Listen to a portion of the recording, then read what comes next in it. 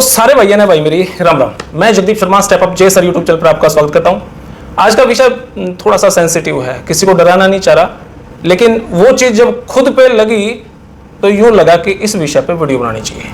विषय क्या? Cancer. First stage, second stage, third stage, fourth stage, फिर डॉक्टर कह देता नो मोर। कितने टेस्ट, हर बात पे ये कहा जाता है, सुनने में आता है कि 80,000 का ये टेस्ट करवा लो, जो हो सकता है इसकी वैक्सीन आई हो, इसका कोई इंजेक्शन आया हो। गार्जियन पेशेंट के लिए वो टेस्ट करवाते हैं। और दुविधा हमारे लिए क्या है, जहां पर हम आयुर्वेद का देश बोलते हैं, अथर्ववेद, सामवेद, यजुर्वेद, ऋग्वेद, वेदों का देश बोला जाता है, जहां पर चरक संहिता लिखी गई है, वहां पर हम अंग्रेजी डॉक्टरों के चक्कर में अपने पेशेंट, अपने परिवार से हाथ धो लेते हैं। समस्या ये है कि हम आयुर्वेद के देश में पैदा हुए और अंग्रेजी दवाई खाते खाते मर भी गए। हालांकि मरना ऊपर वाले के हाथ में है, पर ऐसी चीज खा के जो हमारे देश में बनी ना हो। और आयुर्वेद को हम इस तरीके से सोचते हैं जिस तरीके से एक MA हिंदी किया हुआ व्यक्ति इंग्लिश वाले के बारे में सोचता है, ये तो शायद इंटेलिजेंट होगा। क्योंकि मैंने MA हिंदी की तब ये लगता था इंग्लिश वाले थोड़े से इंटेलिजेंट होंगे। आज वही दुविधा मेरे लिए है। और विषय कैंसर। हमारे साथ हैं डॉक्टर संजय श्रीवास्तव जी। सर नमस्कार। प्रणाम। यहाँ पर छठी बार मैं आज आया हूँ जी। आयुर्वेद में ज्यादा सा दम नहीं रहा है। अंग्रेजी डॉक्टर्स के हाव भाव, स्टाइल, पर्सनैलिटी, इक्विपमेंट्स देख के लगता है सर यही बचा सकते हैं। वही MA हिंदी, MA इंग्लिश वाला कंपेयर हो जाता है। मेरी मदर इन लॉ एक्सपायर हो गई कैंसर की 4th स्टेज में आके। 1.5 2 2.5 साल बताया गया भाई इतने साल जी जाएंगे, अगर इनको कीमो लगती रही। 2 महीने में बीमारी का पता चला, 2 महीने में चली भी गई। आपके पास आया, आपने कहा भी जगदीप ये ठीक हो जाएंगी। लेकिन मैं ये जानना चाहता हूँ क्या कैंसर होता है या नहीं होता है? बड़ा सच में बड़ा दुख था जब मेरी मदर इन लॉ गई और मैं ये सोचता रहा काश मैं उनको यहाँ ले आता, लेकिन नहीं ला पाया मैं। अंग्रेजी डॉक्टर आयुर्वेद पे ऐसा लगता है जैसे कि ये तो कुछ है ही नहीं, जैसे कि अभिशाप है। मेरे फादर इन लॉ भी डॉक्टर है, मेरा ब्रदर इन लॉ भी डॉक्टर है। तो कहीं दबाव था कि उन्होंने कहा ना वो कीमो ही ठीक करेगी, बायोप्सी ठीक करेगी। फिर क्योंकि मेरी सगी माँ नहीं थी, सासू माँ थी, तो मैं ज्यादा दबाव नहीं कर पाया। अब आपसे जानना चाह रहा हूँ कि क्या कैंसर है? 4th स्टेज वाले बच सकते हैं या नहीं है, क्या है? नमस्कार। सबसे पहले तो कैंसर एक ऐसा नाम बन गया आज की डेट में कि उसको सुनते ही पूरे शरीर में सिहरन सी दौड़ जाती है, आंखों के आगे अंधेरा छा जाता है, लगता है कि बस मौत अब कुछ चंद मिनटों में ही होने वाली है जी। ये एक डर का माहौल बना दिया गया है। कैंसर एक फोबिया बना दिया गया है। सबसे पहले तो ये समझते हैं कि कैंसर होता क्या है जी, और आखिर इसको इतना, जब दुनिया में हर बीमारी का इलाज करने का दावा करते हैं तो फिर कैंसर की ट्रीटमेंट हो क्यों नहीं पा रही है? बिल्कुल। मेरे मम्मी और मेरे पापा, मेरे फादर का स्पर्म, मेरी मदर का एग, ये दोनों मिलते हैं और एक सिंगल सेल बनता है जिसको जाइगोट कहते हैं। और उस सिंगल सेल से पूरा मनुष्य का शरीर बन जाता है जिसमें 37 ट्रिलियन सेल्स होते हैं। एक दो नहीं, 37 ट्रिलियन सेल्स।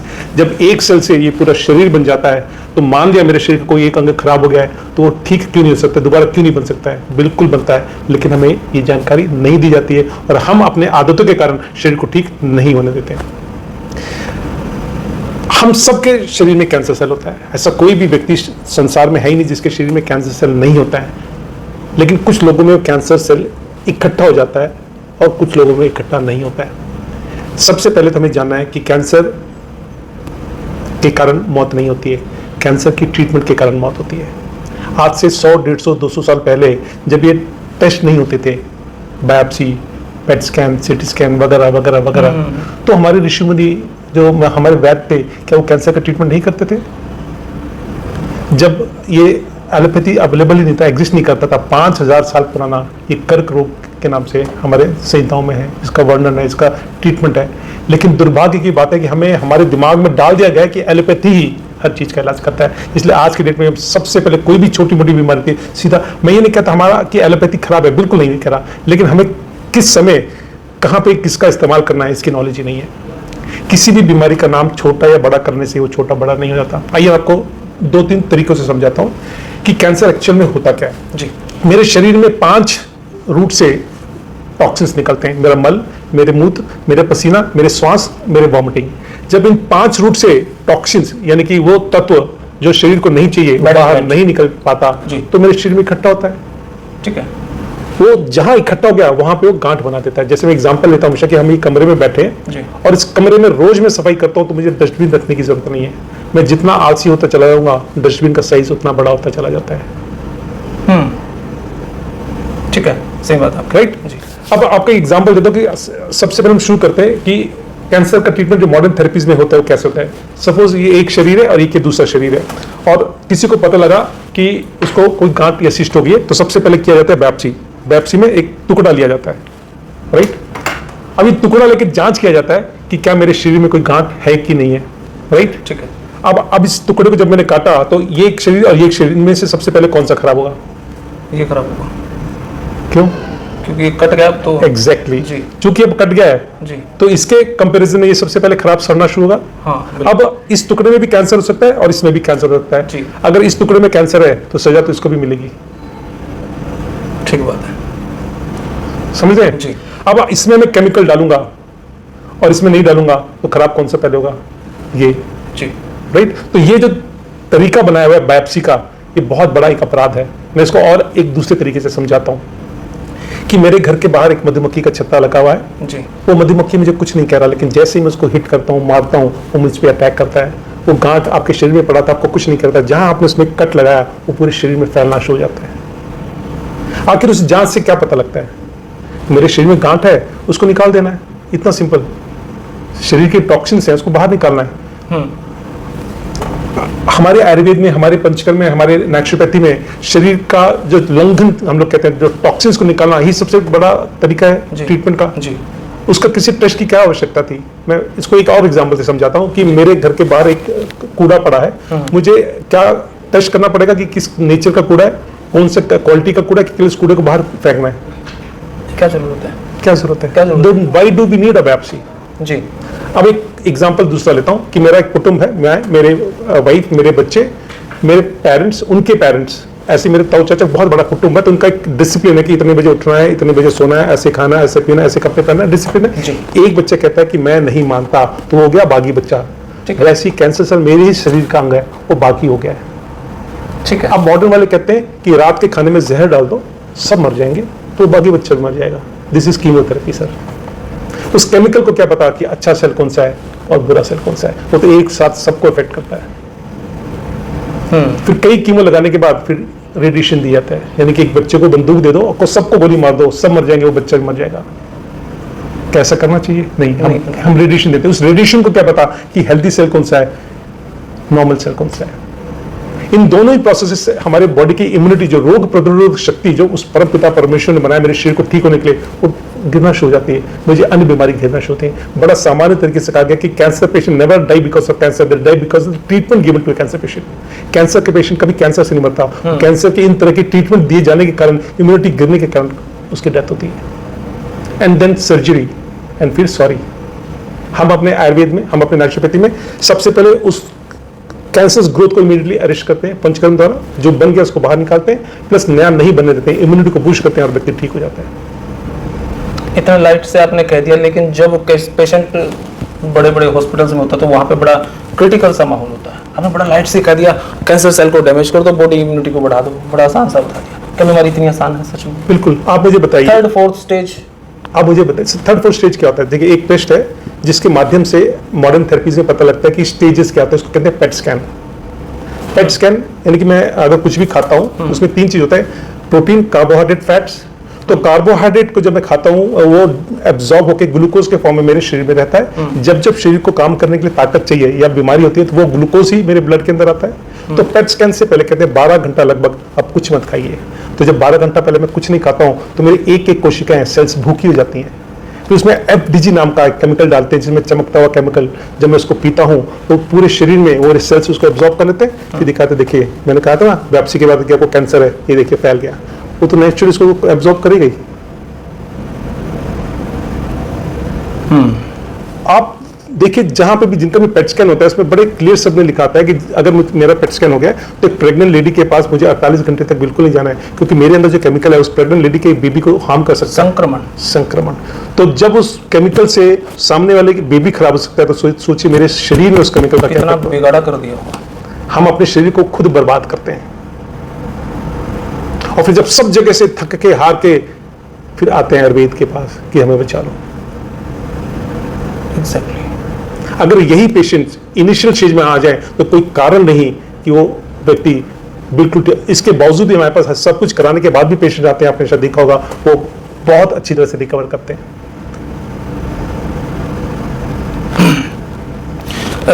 मैं ये जानना चाह रहा हूँ, आपने बता दिया अभी एक एग्जांपल और लेता हूँ। हमारे समाज में मेल्स घर से बाहर जाते हैं, यारों दोस्तों के साथ रहते हैं, कुछ खा पी लेते हैं, हैबिट्स होता है, बीमार पड़ते हैं, मानते हैं। हमारी माताएं बहनें घर में रहती हैं, घर का खाती हैं, फिर उनको कैंसर क्यों होता है सर?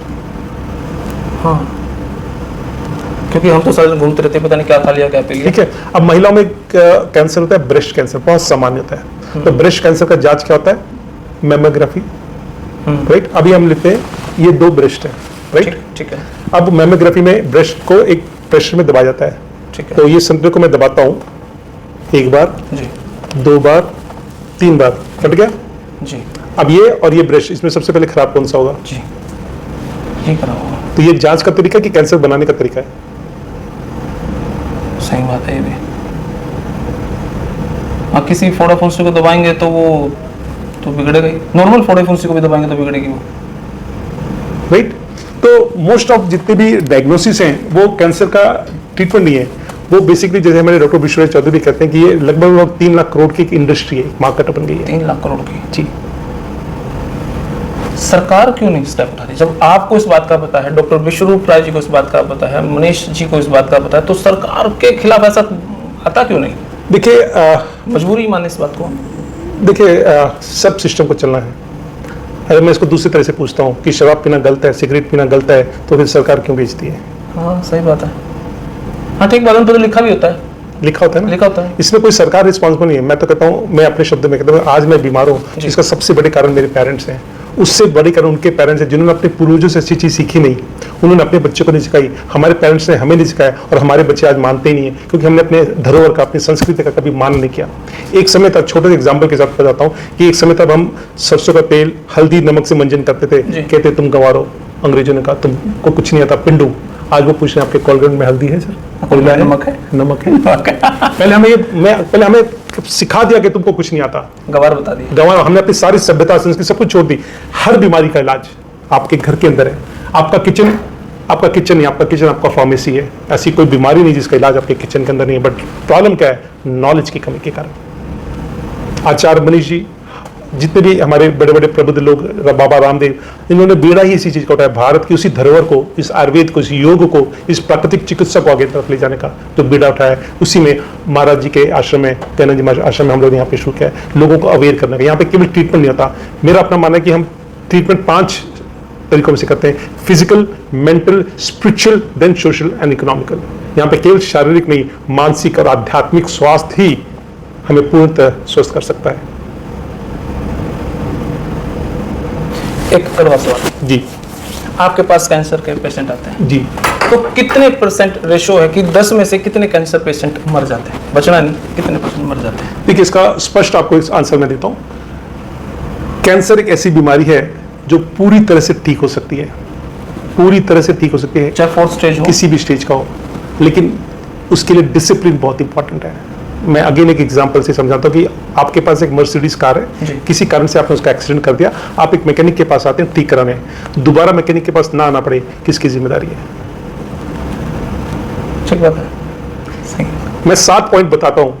अगर आप 7 पॉइंट, इसको 7 गोल्डन रूल्स ऑफ लाइफ कहते हैं, अगर आप बीमार नहीं है तो जीवन में कभी भी बीमारी आपको पकड़ नहीं सकती। और अगर किसी कारण से कोई भी बीमारी हो जी, मात्र कुछ महीनों में ठीक हो सकते हैं। तो सबसे पहले सर्केडियन साइकिल, जिसको बायोलॉजिकल क्लॉक कहते हैं, जिसको ब्रह्म मुहूर्त कहते हैं, उसको ठीक होना बहुत जरूरी है। दुर्भाग्य की बात है, आज हमें मालूम ही नहीं कि कितने बजे उठना चाहिए, हमें नहीं मालूम। मैं दावे से कहता हूँ नहीं मालूम कि उठने का समय क्या होता है। तो हमें अपना सर्कैडियन साइकिल ठीक करना बहुत जरूरी है। Second, food as a medicine, आहार ही चिकित्सा। दुनिया में सब कुछ खाने के लिए है, बट सब कुछ मेरे लिए नहीं है। अगर एक चेंज केवल कर लें कि ईश्वर के बनाए चीज को, जिसको भोजन कहते हैं, उसको करना शुरू कर दीजिए, मनुष्य के बनाए चीज को छोड़ दीजिए, कोई कारण नहीं कि कोई बीमारी आपके जीवन में, शरीर में रह जाए। तीसरा चीज, GRAD protocol, gravitational resistance and diet therapy. चौथा है वाटर एज ए थेरेपी, जल ही चिकित्सा। कहते हैं ना, यथा ब्रह्मांडे तथा पिंडे, इस सृष्टि में सबसे ज्यादा मात्रा पानी की है, मेरे शरीर में भी पानी है, मगर हम लोग का जल ही दूषित है, हम मरा हुआ पानी पीते हैं। जो चीज जिसका 71% मेरे शरीर का हिस्सा और वही मैं अगर गलत लूंगा तो शरीर कैसे ठीक रह सकता है? तो अपने जल को बदलिए, अपने कल को बदल लीजिए। फिर पांचवा पॉइंट होता है time as a medicine, light as a medicine, रोशनी ही चिकित्सा। And last but not the least, earthing, grounding, या जिसे हम लोग जीरो वोल्ट थेरेपी कहते हैं। ये 7 चीज अगर नियम को आप जीवन में अपना ले, कोई कारण नहीं कि कोई बीमारी नहीं होगी, अगर हो भी गई तो मात्र कुछ महीनों में अगर इसका प्रैक्टिस करता हूँ ठीक हो जाता है। तो हम यहाँ पे ना केवल चिकित्सा करते हैं, बट यहाँ पे एडुकेट भी करते हैं, हम लोगों को सिखाते भी हैं। हम लोग 1-1 घंटा सेशन लेके लोगों को एडुकेट करते हैं, सिखाते हैं कि अपना डॉक्टर स्वयं बनिए, तभी हम विश्व गुरु बन पाएंगे, तभी घर घर हम वैद हो पाएंगे। आप ये वीडियो देख रहे हैं, आप सोच रहे होंगे, आपने देखी होगी वीडियो आचार्य महेश जी की भी, आपने वीडियो देखी होंगी डॉक्टर विश्वरूप राय की। मैं किन का इंटरव्यू करूँ? संजय श्रीवास्तव, डॉक्टर संजय श्रीवास्तव जी। हरियाणा लगभग 30,000 डॉक्टरों के बाद इनका सिलेक्शन हुआ और ये यहाँ पर बैठे हैं। 30,000 डॉक्टरों के बाद सर का सिलेक्शन हुआ, तब यहाँ पर बैठे हैं। आप अंदाजा लगाओ कितनी बड़ी उपलब्धि होगी। और आज हम उनसे इंटरव्यू कर रहे हैं क्योंकि आपने वीडियो देखी होंगी मनीष जी की, आपने वीडियो देखी होंगी डॉक्टर विश्वरूप राय जी की, संजय श्रीवास्तव जी की वीडियो। स्पेशल क्या था? स्पेशल मैंने आपको बताया। डॉक्टर साहब, जब मैं बड़े अंग्रेजी डॉक्टरों से बात करता हूँ तो ये कहते हैं उनके पास क्या है, डाइटिशियन तो है, एक थेरेपिस्ट तो है। इतना लाइट वे में पता लगता है कि जैसे सच में डाइटिशियन होगा। डाइटिशियन की वैल्यू क्या है, एक BMS है, उसकी वैल्यू क्या है? मैं थोड़ा सा ये जानना चाहूंगा कि वो रिप्लाई क्या हो, हम लोगों को समझाएं, क्योंकि मैं जिस देश में पैदा हूं वहां पर वेद हैं, वेदों से ये चीजें बनी और हम वहां पे थोड़े से ढीले पड़ जाते हैं। चलिए देखिए, इंसान उस परमपिता परमेश्वर सबसे निकटतम एक जीव है जी। इसके अलावा 84 करोड़ यूनिया है, जीव जंतु प्राणी पक्षी हैं। मुझे एक जानवर बताइए जिसको डॉक्टर की जरूरत पड़ती है। एक जानवर तो कोई डॉक्टर के पास नहीं जाता। क्या वो बीमार नहीं होते? मैंने कई बार देखा है कि कुत्ता अगर कुछ बीमार होता है तो घास खा के वोमिट कर देता है वो। उसको कौन सा डॉक्टर बताता है? हाँ, कोई डॉक्टर नहीं बताता उसको। मैं आपसे एक प्रश्न पूछता हूँ। आज से लगभग 20-21 साल पहले सुनामी आई थी जी, साउथ में जी। लगभग 4 लाख लोगों की मौत हो गई थी, एक कुत्ता नहीं मरा था। कारण बताइए? क्योंकि इंसान के अलावा कोई भी जानवर जूता चप्पल नहीं पहनता। हम प्रकृति से बहुत दूर हो गए। हम तो बेडरूम में भी जूता चप्पल मोजा पहन के घूमते हैं। हम धरती से, प्रकृति से एकदम डिस्कनेक्ट हो गए। हमें वापस प्रकृति से तो कनेक्ट होना है। अगर हम ब्रह्म मुहूर्त में उठना शुरू करें, मैं दावे से कह देता हूँ मैक्सिमम लोगों को पता ही नहीं ब्रह्म मुहूर्त होता क्या है। सूरज उगने से 96 मिनट पहले उठना शुरू करें। केवल अपने आप को प्रकृति में अवेलेबल कर दीजिए, आपको कुछ नहीं करना है, प्रकृति आपको ठीक करना शुरू कर देती है। हम करते ही नहीं। आप चाहे एक छोटा सा मोबाइल रखिए, चाहे एप्पल का मोबाइल रखिए, अगर नेटवर्क नहीं होगा तो क्या चलेगा? दोनों ही बात। हम तो नेटवर्क में रहते ही नहीं है। हम तो सुबह से शाम कमरे के अंदर बंद रहते हैं। प्रकृति में कब जाते हैं? कमरा, गाड़ी, ऑफिस, ऑफिस, गाड़ी, कमरा। कहाँ धरती को टच करते हैं? AC to AC to AC। कहाँ धरती को टच करते हैं? मैं तो ऐसे लोग जानता हूं जिन्होंने उगता हुआ सूरज नहीं देखा, तो सूरज उगने के बाद ही तो उठते हैं। ठीक बात है। जब जानवर को चोट लगता है, वो भी लड़ते झगड़ते बीमार होते हैं, तो सबसे पहला काम वो क्या करते हैं? चाटते हैं, जख्म को। सलाइवा होता है। सलाइवा एक ऐसा अमृत है, जितना वो बाहर काम करता है उससे ज्यादा वो अंदर काम करता है। लेकिन हमने अपने गलत आहार विहार के कारण उस सलाइवा को भी हमने दूषित कर दिया। जो पान, बीड़ी, सिगरेट, दारू, हमने अपने बॉडी को इतना एसिडिक बना दिया है कि हमारा सलाइवा भी अब काम नहीं करता। आपने कहा ना आयुर्वेदिक डॉक्टर या डाइटिशियन क्या कर सकते हैं? आहार, हमने इसको कभी समझा ही नहीं है आहार होता क्या है। अगर मैं आपसे पूछूं कि भोजन और खाने में फर्क है, भोजन और खाना की तो बात हुआ है सर, हम तो ये भोजन और खाना। भोजन वो सब कुछ जिसको उस प्रकृति ने, परमपिता परमेश्वर ने बना दिया। खाना वो सब कुछ जिसको इंसान ने बना दिया, जिसको टच कर दिया, इसलिए तो उसका नाम रखता है खा ना। वो तो खुद ही कह रहे मत खा, हम वही खाते हैं। हम भोजन खाते क्या है? कौन सा जानवर पका हुआ खाता है इंसान के अलावा? नहीं, कोई नहीं खाता। कुछ छोटी छोटी चीज मैं आपको बताता हूँ कि आज क्यों घर घर में बच्चे में कैंसर हो रहा है। इसके कुछ प्रमुख कारणों में से एक सबसे बड़ा कारण है जो आज हम लोग जो दूध पीते हैं, आई एम सॉरी टू से, एक जहर है। हरियाणा की तो शान ही दूध और दही का खाना, वह मेरा हरियाणा, आप उसी को बंद कर रहे हैं डॉक्टर साहब। मैं बंद नहीं कर रहा हूँ, लेकिन आप सोचिए कि एक समय था जब मैं आसमान में दिखता था तो मुझे गिद्ध, चील, कौवे दिखते थे। आज नहीं दिखते, क्योंकि वो जो गाय भैंस जो 2, 4, 5 लीटर दूध देता था, उसका 25 से 30 लीटर दूध निकालने के लिए जब मैं इंजेक्शन लगा रहा हूँ, वो लगे हुए इंजेक्शन को खाने के बाद वो गिद्ध वल्चर्स की जनरेशन खत्म हो गई। ओह माय गॉड, आज तक हम ये बात समझ में नहीं। आप कभी भी अखबार उठा लीजिए, रोज हम पढ़ते इतना टन दूध पकड़ा गया नकली, इतने टन। तो हर किसी अक्सर ऐसा होता है, अक्सर होता है, नॉर्मल डेज में होता है। आखिर कहाँ पे कंज्यूमर है? हमारे घर में कंज्यूमर है। अच्छा मुझे बताइए, दूध क्यों पीना चाहिए? क्या है दूध में?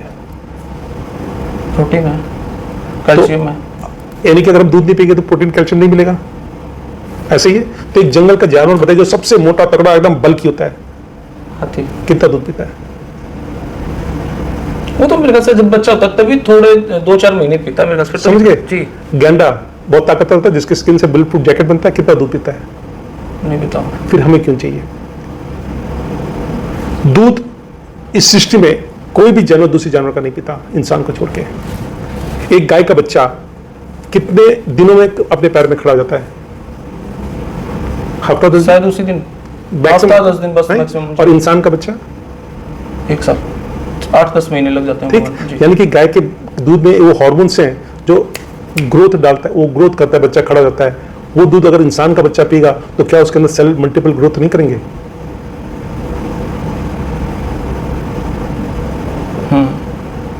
हमने सुना किस भगवान को कि वो दूध पीते थे? कौन सा भगवान दूध पीते थे? वो मक्खन खाते थे, दूध नहीं पीते थे। समझिए सर? ठीक है। और हम मानते हैं कि दूध से हमें प्रोटीन मिलता है, कैल्शियम मिलता है, पर हमारे संस्कृति में, प्रकृति में, हमारे धरोहर में हजारों ऐसी चीजें जो इसका प्रवाह है, इसका ऑप्शन है हमारे पास। आपका मोरिंगाज है, आपके तिल हैं, आपके मखाने हैं, जो ज्वार की रोटी है, जो ज्वार की रोटियां हैं। कहाँ कितना कैल्शियम? गेहूं की रोटी भी नुकसान करती है, बहुत ज्यादा नुकसान करती है। व्हाइट नमक भी नुकसान करती है, बहुत ज्यादा। सेंधा नमक सही है, बहुत बढ़िया है। चीनी? चीनी तो हमारा है ही नहीं ना, तो उसकी आज जगह से 100-150 साल पहले कहाँ चीनी होता था? तो धागे वाली मिश्री? मिश्री अच्छा है, गुड़ बहुत अच्छा है, लेकिन जो केमिकल से पकाया हुआ गुड़ ना हो, बहुत शानदार गुड़ है। डायबिटीज जिसको कहते हैं कि सारी जिंदगी दवाई खानी पड़ेगी, बीपी जिसको सारी जिंदगी लोग कहते हैं, यहाँ पे 15 से 20 दिन के अंदर डायबिटीज समझ के लिए रिवर्स हो जाती है। इंसुलिन जो लग रहा था रिवर्स हो जाती है, बीपी रिवर्स हो जाती है। बिना रिवर्स मतलब दोबारा मुड़ के नहीं होती है। वो ताकत है हमारे आयुर्वेद की, वो ताकत है हमारे नेचुरोपैथ की। लेकिन ये हमारी कमी है कि हम लोग आयुर्वेद और नेचुरोपैथी की तरफ देखते नहीं है। पहले सब जगह शरीर को बर्बाद करके फिर हम आयुर्वेद नेचुरोपैथी की तरफ आते हैं। जब वो सॉरी बोल देता है तो इधर आते हैं। जी। और ये सारी, ये कोई डिसीज नहीं, ये डिसऑर्डर है। अगर मैं कैंसर को मिलूं तो ये डिसऑर्डर है, बेसिकली डिसऑर्डर, यानी कि मैं प्रकृति के नियम से हट गया, मुझे बीमारी हो गई, मैं वापस प्रकृति के नियम से जुड़ जाऊंगा, बीमारी खत्म हो जाती है। इतना अच्छा है वो, लेकिन उसके लिए संकल्प चाहिए, वो मेहनत चाहिए। जापान के एक साइंटिस्ट थे जिनको नोबेल प्राइज मिला था केवल ये बताने के लिए कि फास्टिंग से कैंसर ठीक हो जाता है। ऑटोफेजी नाम दिया गया। हमारे ऋषि मुनियों ने कई हजारों साल पहले बताया था। तो कैंसर को ठीक करने का जो सबसे बेहतरीन तरीका है वो है फास्टिंग, उपवास। लेकिन हमने उसका भी मजाक बना दिया, हमने उसको व्रत बना दिया। जितना नॉर्मल डेज में नहीं खाते हैं उतना हम व्रत वाले दिन खाते हैं। लिस्ट बनती है लंबी चौड़ी, शाम को कुट्टो काटा, पकोड़े ये दही और सब कुछ। कैंसर अगर ठीक हो गया, विश्वास करें, कैंसर को ठीक करने के लिए पैसा नहीं, डिसिप्लिन की जरूरत है। आप अगर उपवास करना शुरू करते हैं, मात्र कुछ दिनों में आप कैंसर को खत्म कर सकते हैं। ऑटोफेजी एग्जाम्पल के साथ शेयर करता हूं कि सपोज 2 देशों में लड़ाई हो जाती है तो एक ताकतवर देश दूसरे देश के सप्लाई चेन को बंद कर देता है कि उनके पास जितना मर्जी बंदूक पड़ा रहे, बम पड़ा रहे, अगर खाने के लिए नहीं रहेगा तो मर जाएंगे। कैंसर की ट्रीटमेंट में भी ऐसे ही होता है। अगर मैं एक रोटी खाता हूं उसका 70% हिस्सा कैंसर सेल को जाता है। तो जब मैं अनाज खाना बंद कर देता हूं तो कैंसर सेल स्वयं मरना शुरू हो जाता है और हेल्दी सेल कैंसर सेल को खा के जीवित रहते हैं। मेरी इम्यूनिटी बूस्ट अप होती है, मेरा बीमारी ठीक हो जाता है। ऑटोफेजी हम इस तरफ जाते ही नहीं, ध्यान ही नहीं देते हैं। हमें तो हर 2-2 घंटे में खाने के लिए सिखाया जाता है।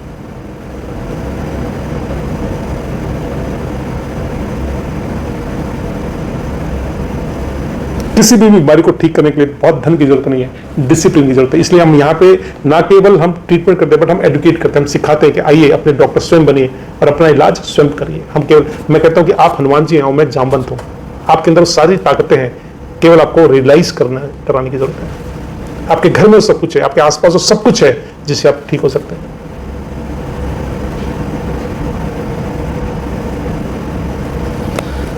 तो भाई कैंसर को लेके मैं तो आज 6 बार आ चुका हूँ, आज शायद 6वां या 7वां बार है मैं आया हूँ, और कैंसर को लेके अब इतना आश्वस्त हूँ कि अगर भगवान ना करे अगर हो जाए तो डरने वाली बात नहीं है। 2-4 दिन भूखा रहूंगा तो वैसे ही मर जाएगा, वो कैंसर सेल वैसे ही खत्म हो जाएगा, बॉडी उसको खा जाती है। इतना कुछ मैं यहाँ पे रह के सीख भी गया, 2-4 घंटे यहाँ पे घूम जाता हूँ, चला जाता हूँ ताकि स्ट्रोंग बना रहूं। जब कैंसर हुआ मदर इन लॉ को तो घर में सबको ऐसा लगने लगा कि तेरे अंदर भी वो सिम्टम है, तेरे अंदर भी वो सिम्टम है। लेकिन जब यहाँ पर आया तो मैंने सोचा आने दी सिम्टम को भी देख लेंगे, कोई बात नहीं। तो ये वीडियो उनके लिए जो कैंसर के पेरेंट्स कैंसर के साथ जी रहे हैं। वो मैं ये नहीं कहता यहाँ इलाज कराओ कि ना कराओ, लेकिन डॉक्टर संजय श्रीवास्तव जी से एक बार जरूर मिलो। और मिलना इसलिए है क्योंकि आप जिस हॉस्पिटल में बैठे हो तो शायद वहां पर सोचे बैठे होगे वही बात जो कुछ दिन पहले हम सोचे बैठे थे। लेकिन यहां पर आओगे तो आपको ये लगेगा कैंसर कोई बीमारी है, क्यों नहीं, वहम है। पर मैं आपको वहम या बीमारी ना है ऐसा नहीं कहूंगा, मैं आपको ये कहूंगा यहां पर आओ, अपनी रिपोर्ट डॉक्टर साहब को दिखाओ और सच में आपको ये लगेगा कि भाई हाँ इलाज हो सकता है। और भाई देखो, मैं यहाँ की कोई प्रमोशन नहीं बना रहा, मैं प्रमोशन होता तो पहले चक्कर में ही बना देता वीडियो, 8-7वां चक्कर ना लगाता मैं। आज समझी चीज तो आज वीडियो बनाई, और वीडियो इसलिए बनाई क्योंकि मैं जो खो सकता था वो खो गया। शायद आप इस चीज में ना घूमो, लेकिन बहुत सारे डॉक्टर्स ऐसे हैं जो आपको इसके लिए अलाउ नहीं करते। पर मैं ये चाहता हूं छुपाते एक बार यहां पर आओ, अपनी रिपोर्ट चेक करवाओ। डेफिनेटली जहां तक मेरा विश्वास है आप ठीक होगे। नाड़ी विज्ञान, यहाँ नाड़ी द्वारा प्रकृति देखी जाती है और उसके हिसाब से इलाज होता है जी। और भाई यहाँ पर हर टाइप की वैरायटी है, वीवीआईपी से लेके वीआईपी, जनरल वार्ड, और घर पे भी आप जा सकते हो, और बहुत सारे हर तरीके से यहाँ पे आपका इलाज है। महंगा सस्ता वो आपने देखना है। और सच में भाई मैं डॉक्टर साहब के पास जिस दिन पहले दिन आया था संतुष्टि हो गई थी, हाँ सच में आयुर्वेद में ताकत है। जब मैं मेरे हिंदी के प्रोफेसर से मिलता था ये लगता था सच में मेरा सनातन जिंदा है। हिंदी के एमए के प्रोफेसर से मिलता था, नहीं तो दिमाग में टेंशन थी, इंग्लिश वाले ज्यादा इंटेलिजेंट है क्या। सेम वही रिएक्शन यहाँ पे है। तो भाई फिलहाल यह वीडियो इतनी है, नंबर कमेंट नीचे में डाल दूंगा, आप कांटेक्ट कर सकते हैं। लेकिन सिर्फ इसलिए कि आपके दिमाग में जो भरा हुआ है वो निकल जाए, टेंशन जो भरी पड़ी है वो निकल जाए। भुगत भोगी हूं इसलिए इस विषय पे वीडियो बनाई। डॉक्टर विश्वरूप राय जी से भी इसलिए मिला था मैं, और यही वीडियो आज आपके सामने फिरा। बहुत बहुत शुक्रिया डॉक्टर साहब। तो भाई यह वीडियो आपने कैसी लगी कमेंट बॉक्स में अपनी राय दे। तब तक के लिए धन्यवाद। जय हिंद, भारत माता की जय। Thank you.